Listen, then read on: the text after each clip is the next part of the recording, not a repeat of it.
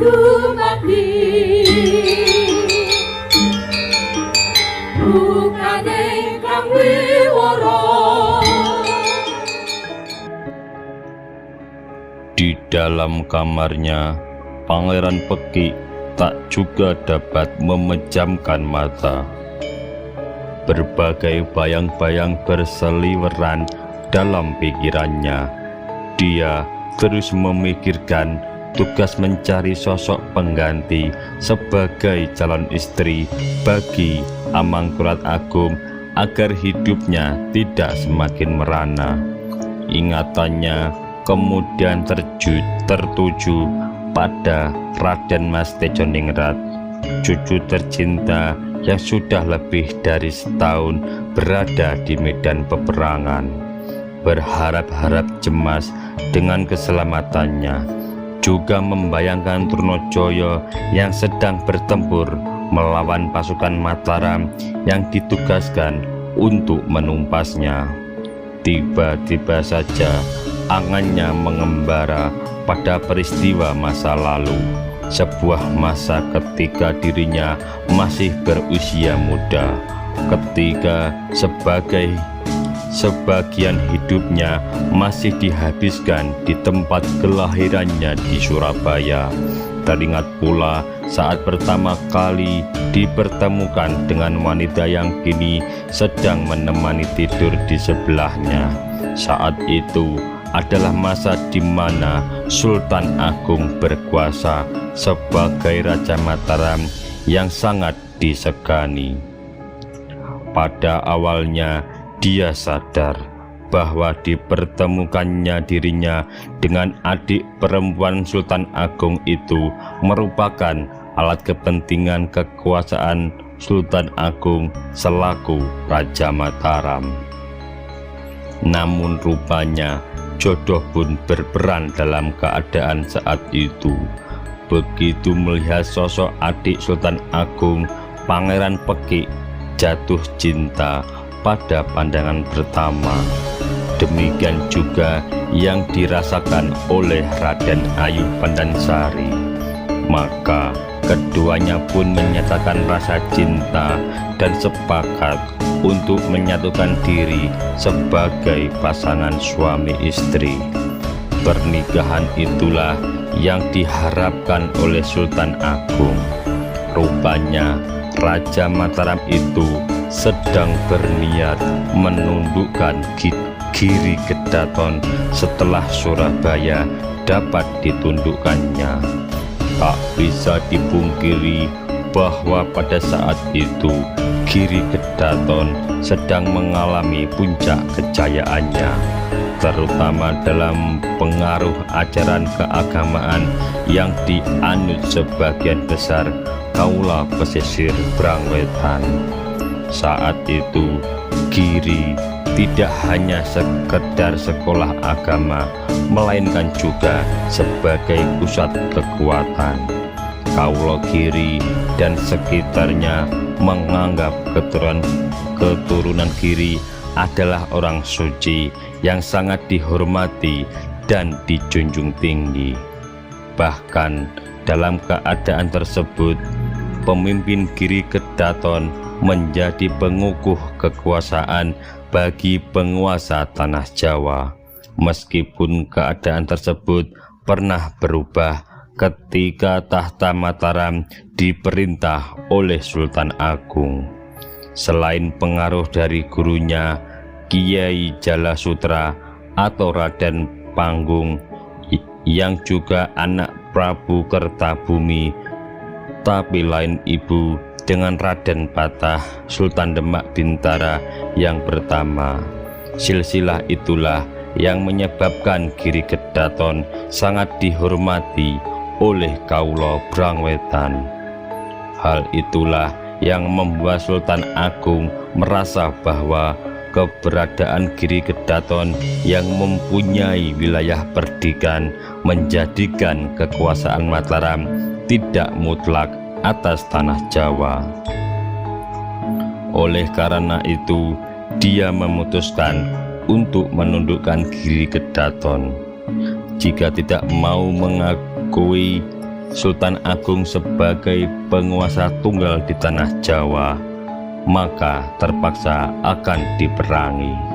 Namun Sultan Agung menyadari jika prajurit Mataram pasti segan dengan Giri Kedaton karena dianggap sebagai saudara tua. Hal ini jelas akan mempengaruhi semangat tempur pasukan Mataram yang diutus untuk menggemburnya. Satu-satunya pihak yang bisa mengalahkan pamor Giri Kedaton adalah saudara tuanya, yaitu keturunan Sunan Ampel. Nah, siapa lagi jika bukan Adipati Surabaya, yaitu Pangeran Peki yang juga adalah keturunan Trah Ampel Denta. Maka pada suatu hari Sultan Agung mengirim utusan abdi wanita ke Surabaya untuk memanggil adik perempuannya, yaitu Raden Ayu Pandansari, agar segera datang menghadap ke Keraton Kerto. Pada saat itu alasannya Sultan Agung sedang kering dan meminta agar adik dan suaminya datang ke Mataram. Setibanya di Keraton Mataram, Sultan Agung yang sebenarnya tidak sakit pun memberitahukan dan menjelaskan maksudnya. Dia menjelaskan bahwa seluruh kerajaan di tanah Jawa telah tunduk di bawah kekuasaannya, kecuali keturunan Sunan Giri di wilayah Giri Prapen. Raja Mataram pun ingin menundukkan Giri Prapen dengan jalan peperangan. Namun menurut wangsit yang diterimanya, yang dapat mengalahkan kekuasaan Giri hanyalah suami Pandansari, yaitu Pangeran Peki, karena dia keturunan Sunan Ampel. Sultan Agung pun meminta keduanya agar dapat mengatur siasat untuk menaklukkan Giri Prapen. Demi kepentingan kakak iparnya itu, maka Pangeran Peki pun bersedia dan sanggup membawa Sunan Giri sekeluarga agar bersedia mengakui kekuasaan Mataram dan tunduk kepada Sultan Agung Mataram. Dia pun memastikan jika kekuatan prajurit Surabaya bisa menaklukkan Giri Prapen. Istrinya yang pemberani itu rupanya tak dapat dicegah untuk turut mengiringnya dalam peperangan. Akhirnya Raja Mataram pun merestui kehendak yang sang adik perempuan. Kabarnya Sunan Giri sebenarnya sudah lebih dahulu mendengar akan kedatangan Pangeran Peki dengan maksud untuk menundukkannya. Menghadapi serangan Pangeran Peki dari Surabaya, Sunan Giri kemudian mengadakan perundingan dengan para kerabat dan pengikutnya. Pada kesempatan itu, putra sulungnya dan istri selir yang bernama Raden Jayang Kresmi memberanikan diri mengemukakan pendapatnya dengan mengatakan agar sang ayah tidak bermusuhan dengan Sultan Agung.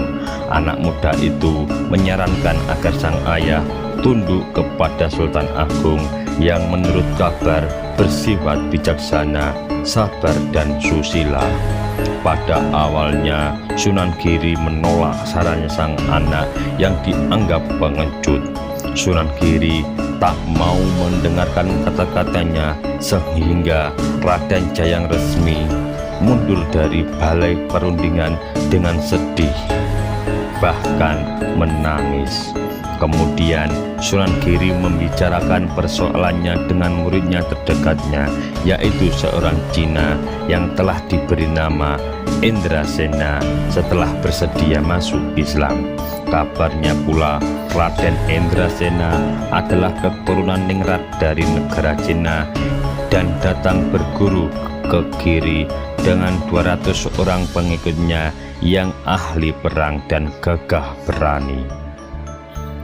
Karena kesanggupan Raden Indrasena melawan prajurit Mataram dan Surabaya, maka Sunan Giri Prapen menolak kehendak Pangeran Peki. Maka perang pun terjadi dengan dahsyat. prajurit Surabaya yang dipimpin Pangeran Peki mengalami kekalahan. Banyak korban jatuh di medan perang. Semangat prajurit Surabaya menjadi patah. Bahkan Pangeran Peki sendiri menjadi putus harapan dan mengundurkan diri dari medan peperangan. Menyaksikan suaminya patah semangat, datanglah Raden Ayu Pandansari. Dengan kerendahan hati, dia minta izin agar diizinkan berbicara dengan prajurit Surabaya. Kalau dapat memulihkan semangat mereka untuk maju ke medan perang lagi.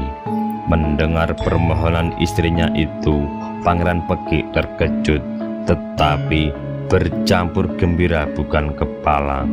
Berulang kali sang istri tercinta itu dipeluknya. Pangeran Peki yang merasa sudah tak berdaya lagi menyerahkan segala kekuasaan kepadanya. Kemudian dikumpulkanlah semua prajurit Surabaya.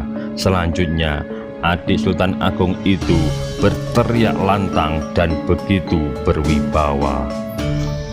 Wahai semua prajurit Mataram yang gagah berani, harap kalian ingat kembali bahwa Kang Mas Pangeran Peki dan aku telah disuruh oleh Kakanda Sultan Agung di Mataram untuk memerangi Sunan Giri Prapen dengan diberi bekal harta 8.000 ril dan busana yang bagus-bagus lagi beraneka warna indah. Jika kalian bersedia kembali untuk melaksanakan tugas mulia itu, maka semua harta perbekalan tersebut akan aku berikan sebagai ganjaran kepada kalian. Bagilah dengan rata dan adil. Rupanya pancingan tersebut membuat para prajurit bersemangat kembali. Setelah semua mendapat harta dan busana dengan merata, tampaklah muka mereka yang berseri-seri. Kemudian berkatalah Raden Ayu Pandansari kepada para prajurit yang sudah bergairah itu dengan panjang lebar.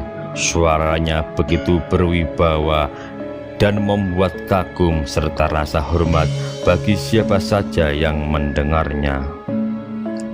Ketahuilah wahai para prajuritku sekalian, pemberian yang telah kalian terima itu sebagai imbalan kesetiaan kalian semua kepada Sultan Agung Mataram dan kepada Pangeran Peki. Kalian telah mengikuti kami dengan setia. Tak adalah kiranya yang dapat aku berikan sebagai imbalan atas kesetiaan kalian itu. Biar 100 kali lipat yang kau terima itu rasanya tak akan memadai jika dibandingkan dengan kesetiaan kalian yang tahan uji itu. Sesungguhnya hadiah itu tidak menjamin kemuliaan, kecuali membawa kesengsaraan belaka. Aku merasa salah dan hina telah membawa kalian semua yang terbiasa dalam kewibawaan ke dalam penderitaan seperti sekarang ini. Penderitaan ini tidak lain karena membela Gusti kalian hingga kalian jatuh sia-sia. Aku pula lah yang membawa kalian ke dalam penderitaan sehingga menyebabkan kalian menderita.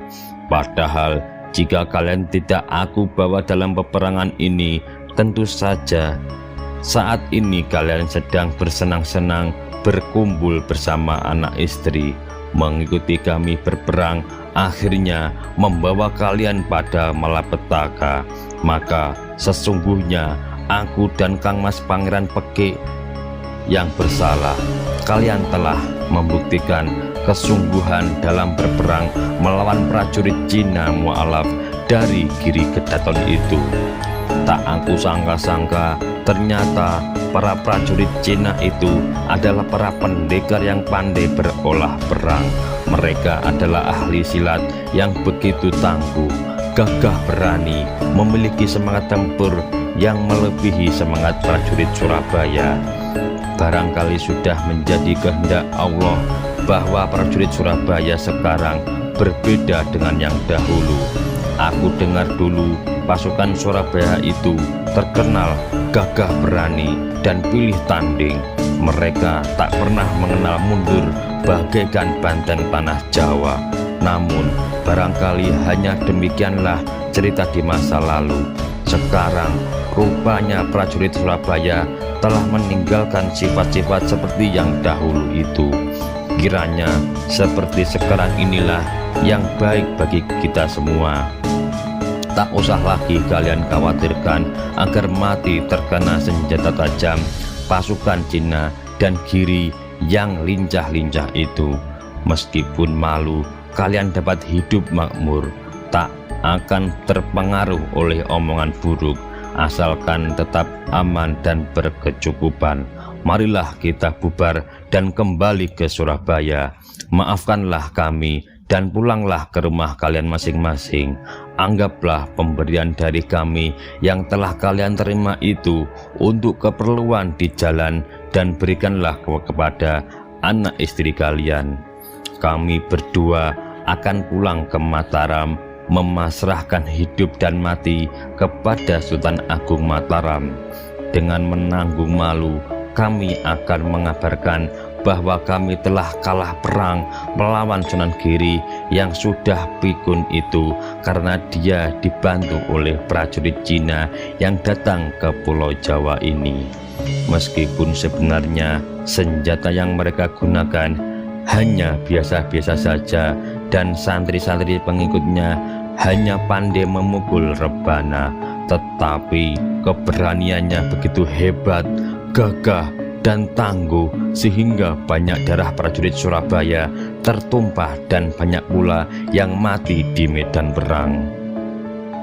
Sedangkan prajurit yang masih tersisa, hatinya telah menjadi kecil, takut dan habis punah keberaniannya. Semua itu adalah kesalahanku. Maka hidup atau mati, aku dan Kang Mas Pangeran Peki akan kami hadapi dengan tabah. Dan kalian semua janganlah ikut-ikutan jika kami berdua mendapat hukuman mati oleh Sultan Agung Mataram akibat kekalahan ini. Barangkali sudah menjadi kehendak takdir jika kami berdua harus mati di tangan kakak sendiri.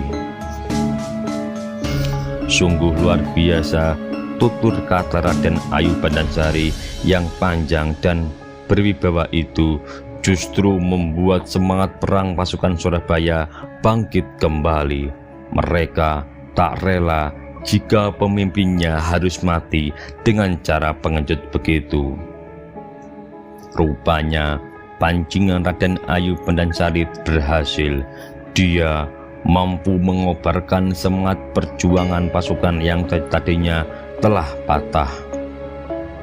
Maka dengan bangkitnya keberanian prajurit Surabaya yang telah disulut dengan kata-katanya itu, seluruh prajurit kembali bersemangat maju berperang menghadapi pasukan Giri. Dalam peperangan oleh pasukan Surabaya yang dipimpinnya, Pangeran Peki sempat berhadapan langsung dengan pasukan Giri Kedaton yang saat itu dipimpin langsung oleh Sunan Kawis atau Sunan Giri V. Namun rupanya Sunan Kawis kalah wibawa ketika berhadapan langsung dengan Pangeran Peki. Baginya melawan Pangeran Peki sama halnya dengan melawan guru Sunan Giri I. Sunan Kawis adalah anak Raden Paku atau Sunan Giri I yang kelima. Menyadari siasat Sultan Agung yang jitu itu, akhirnya Sunan Kawis menyerah daripada semakin banyak pengikutnya yang menjadi korban perang. Pada tahun 1636, Giri Kedaton menyerah dan mengakui Mataram sebagai penguasa tunggal di tanah Jawa dan negara-negara seberang lautan yang dinamakan dengan Tlatah Nuswantara. Dengan takluknya Giri Kedaton hingga Tlatah Prapen, maka apa yang telah diramalkan sebelumnya oleh Sunan Giri I atau Raden Paku yang dinamakan juga sebagai Raden Ainul Yakin pada zaman Demak menjadi terbukti. Dihantam oleh peperangan dan pemberontakan sekuat apapun, Kesultanan Mataram yang akan berdiri di tanah Jawa sesudah runtuhnya Demak Bintoro tetap akan berdiri sebagai kerajaan besar di tanah Jawa. Pada masa Sultan Agung, seluruh pulau Jawa sempat tunduk dalam kekuasaan Kesultanan Mataram, kecuali Betawi yang masih diduduki oleh Kompeni VOC. Sedangkan Kesultanan Banten meskipun belum ditundukkan, namun adat istiadat dan seni budayanya dapat dimasuki oleh pengaruh Mataram.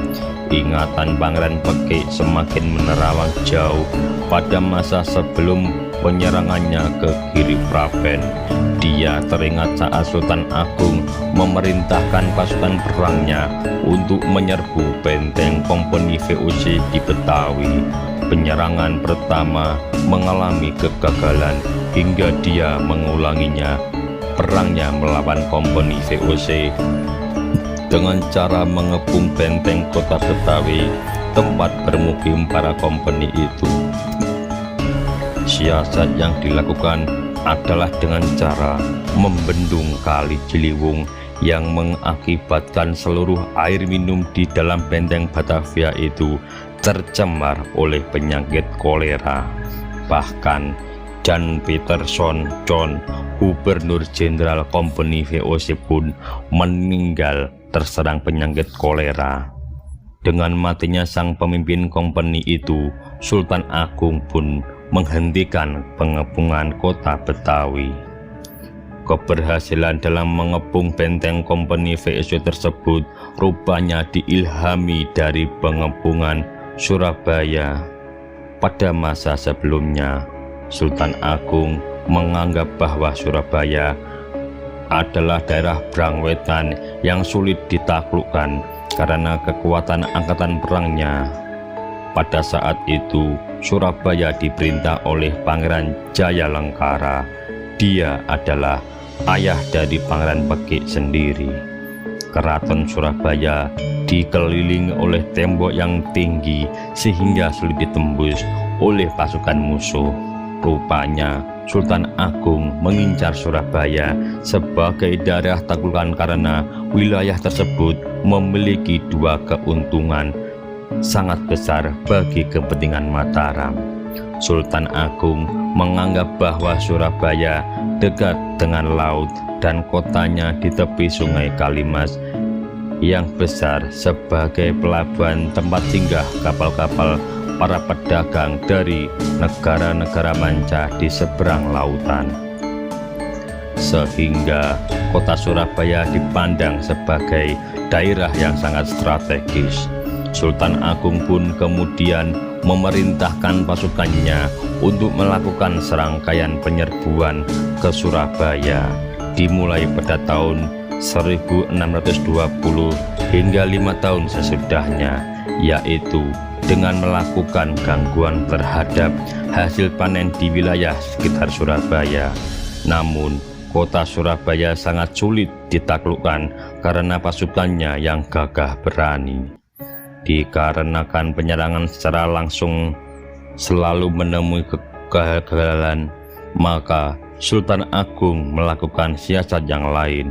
Ia kemudian mengirim Tumenggung Baurekso untuk menaklukkan Kesultanan Sukodono di Kalimantan sebagai bagian selatan yang dianggapnya selalu memberikan bantuan pasukan ke kota Surabaya. Selanjutnya, Sultan Agung juga mengirim Tumenggung Jurukiting untuk menaklukkan Madura yang dianggap sahabat Surabaya.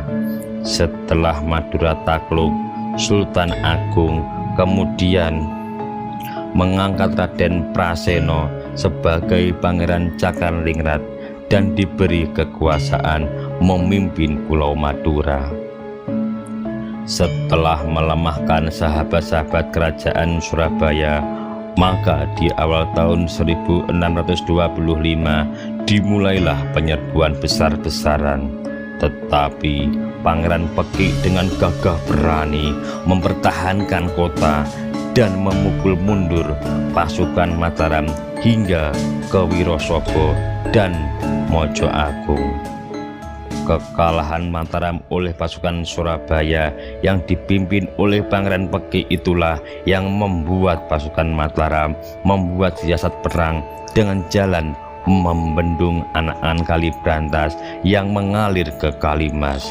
Mulailah pasukan Mataram membendung Kalimas dengan jalan menenggelamkan ratusan pohon kelapa yang ditopang oleh bambu.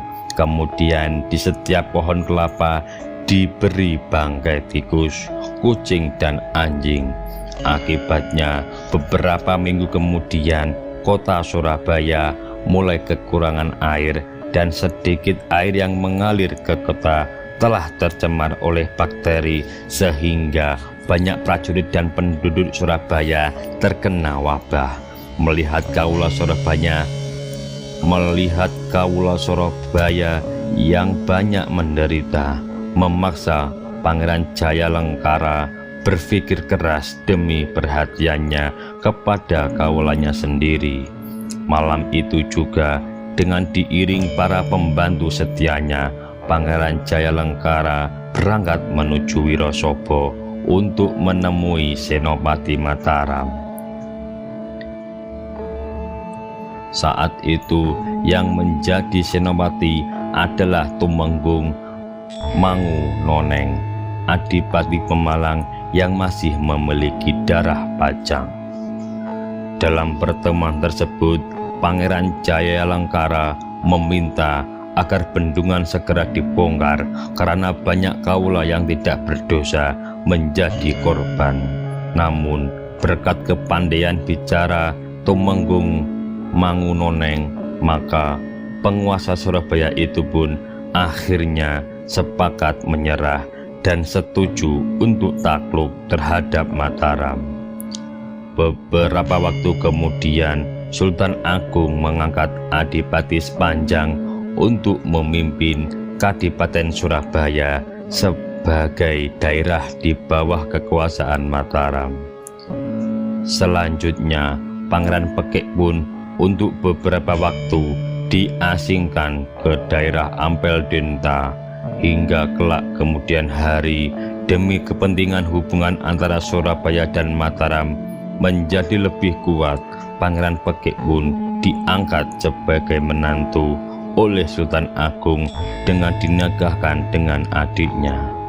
Setelah takluknya Surabaya, Mataram pun berhasil menaklukkan pasukan Pasuruan hingga Tuban, termasuk Giri Kedaton dan Prapen yang sangat berpengaruh di wilayah Brangwetan itu. Pangeran Pekik kemudian menoleh ke sebelah tidurnya. Tampak Raden Ayu Pendansari sudah pulas dalam tidurnya. Dengkuran lirihnya membuat sang suami tersenyum setelah mengenang kembali masa lalu yang dialami mereka berdua dalam mengarungi bahtera rumah tangga.